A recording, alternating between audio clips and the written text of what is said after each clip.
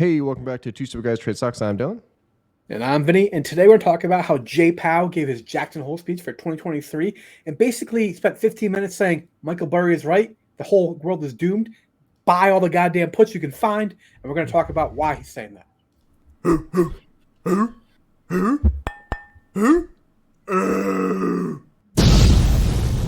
Two Super Guys Trade Stocks. Of course, I'm exaggerating because that's utterly ridiculous. He doesn't even know who Michael Burry is, I'm pretty sure. Not joking. But this is on his speech, right? No, I'm not playing his actual speech, but this is just based upon the stuff he talked about his speech. Right. It's only 15 minutes. Take the time, go ahead and listen to it. You know, as we've learned, the chairman of the Federal Reserve of the United States is probably the most powerful person in the world in reality. So, kind of important to listen to. I will say, listening to his speech is the greatest example of why you should never trust media. I always heard, always take it with a grain of salt. But now that I started listening to, I didn't get to listen to this one, but every single speech that he's done and then read an article after it, it's like, you guys didn't listen to it at all. It's just creating fear. It's just wild. It's wildly inaccurate. Yeah, clicks, right? Clicks drives the industry. That's why it's very funny for like legacy media companies. This is off on a complete tangent here, but or professional YouTubers. We're not professional YouTubers. Dylan and I both have like 6-figure incomes without like YouTube. We just do this shit for fun.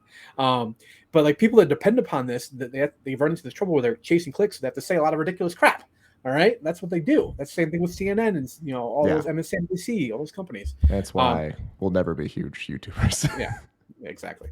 So, you've seen all the other things. We did a separate video about this 1.6 billion in short value, right? Really not even close to nearly that size, probably as far as the actual value of the position, but that's like the headline number. That's what everyone's been using.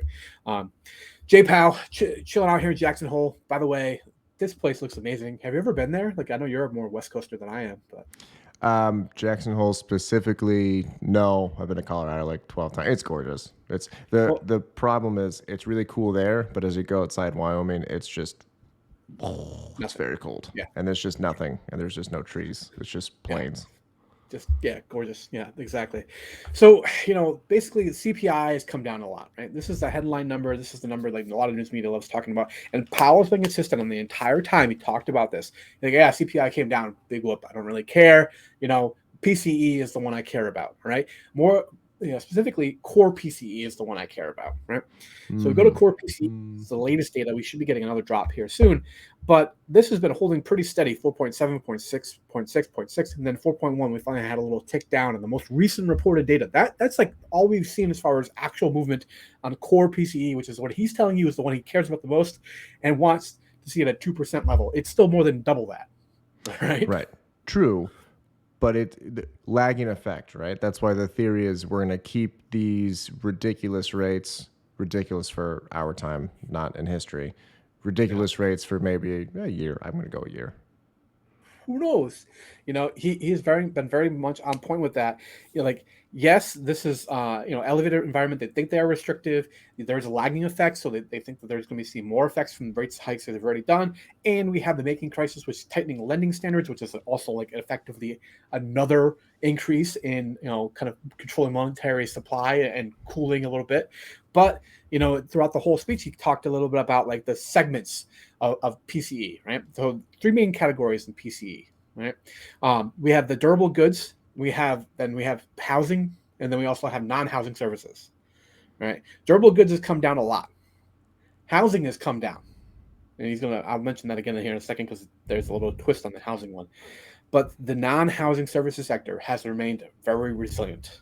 All right, looking at the services segment here as far as actual prices, this is based on the quarterly numbers here.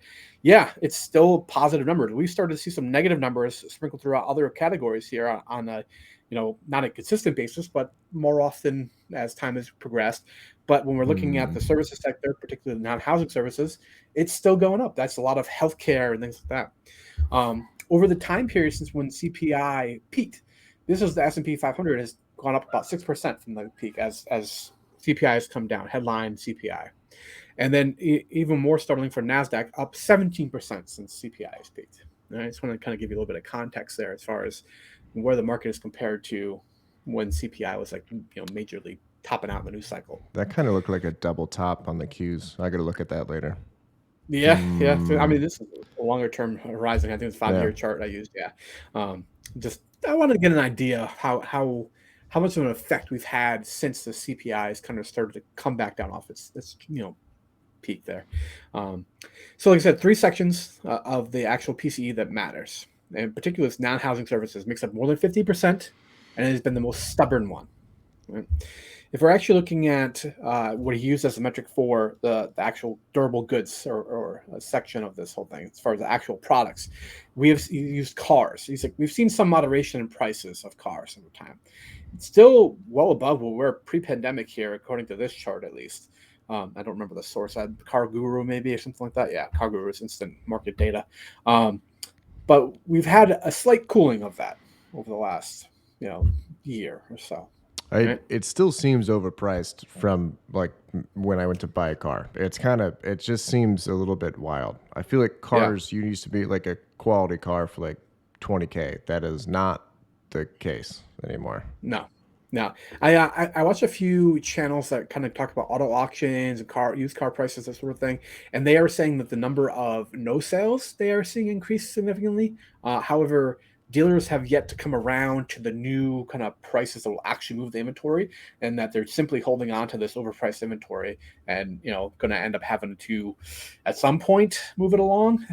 But no one has been forced to take that major hit. You haven't seen that spiral yet of prices where people are getting squeezed out of those positions. They're holding this overpriced inventory on their balance sheet rather than actually liquidating it at a market Okay. value. All right. Okay. In housing, he talked about the fact that obviously it's very interest rate sensitive. He's had a dramatic effect on interest rates. This is like a crazy when you look at how far Yeah. we've moved here. Fortunately, I was able to lock in mine below 4% here, but we've Same. had a lot of movement since then. And how's that for a double top, Dylan?